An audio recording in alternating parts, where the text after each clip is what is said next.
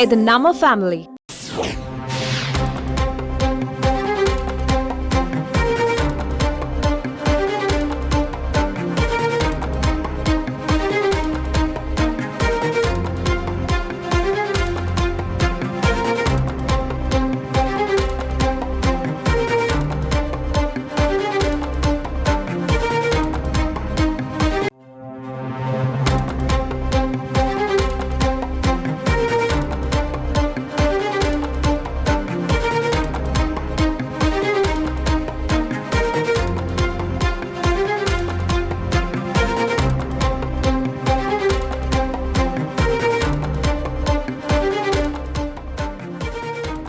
பதிவான வாக்குகளுடன் விவிபேடுகளை சரிபார்க்க கோரும் விவகாரம் தொடர்புடைய மனு மீது உச்சநீதிமன்றத்தில் விசாரணை தொடங்கியிருக்கும் நிலையில் கேரள மாநிலம் காசர்கோட்டில் மாதிரி வாக்குப்பதிவின் போது பாஜகவிற்கு கூடுதலாக ஒரு வாக்கு பதிவானதாக மனுதாரர் தரப்பில் இருந்து வாதமாக முன்வைக்கப்பட்டிருக்கிறது.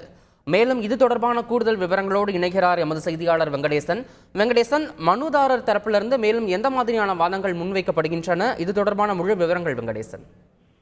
வணக்கம். பதிவான வாக்குகளுடன் முழுமையான விவிபேடுகளை சரிபார்க்க கோரும் பொதுநல மனுக்களை உச்சநீதிமன்ற நீதிபதி சஞ்சீவ் கண்ணா தலைமையிலான அமர்வு விசாரித்து வருகிறது. இதில் கேரள மாநிலம் காசர்கோடு பகுதியில் அந்த மாதிரி வாக்குப்பதிவின் போது பாஜகவிற்கு அதிகமான வாக்குப்பதிவு செய்யப்பட்டது, பதிவானது விவகாரம் தொடர்பாக ஊடகங்களில் வெளியான செய்தியை சுட்டிக்காட்டி மனுதாரர்கள் சார்பில் ஆஜரான மூத்த வழக்கறிஞர் பிரசாந்த் பூஷன் வாதிட்டார். அப்போது இந்த வாதத்தை ஏற்ற உச்சநீதிமன்றம் இது குறித்து ஆய்வு செய்யுமாறு தேர்தல் ஆணையத்திற்கு உத்தரவிட்டுள்ளனர். மேலும் இந்த விவகாரம் தொடர்பான விசாரணையின் போது ஏற்கனவே இந்த குறைந்தபட்சம் ஒப்புகை சீட்டு விவிபேடு என இயந்திரத்தில் சீட்டு விழுவதை பார்க்கும் வகையில் அந்த விளக்கு நிரந்தரமாக எரிவதை உறுதி செய்ய வேண்டும் என்றும்,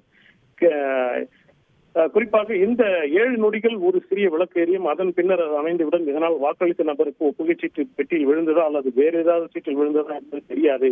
எனவே இது குறித்து ஒரு சரியான நடவடிக்கை தேவை என மனுதாரர்கள் சார்பில் வாதிடப்பட்டது. தற்போது தேர்தல் ஆணையத்தின் சார்பில் அதிகாரிகள் ஆஜராகி நீதிபதிகள் கேட்டுள்ள முழு கேள்விகளுக்கு முழுமையான விளக்கங்களை அளித்துள்ளார்கள்.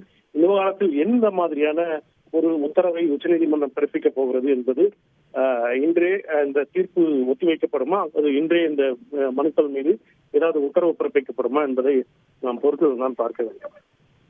தகவல்களுக்கு நன்றி வெங்கடேசன்.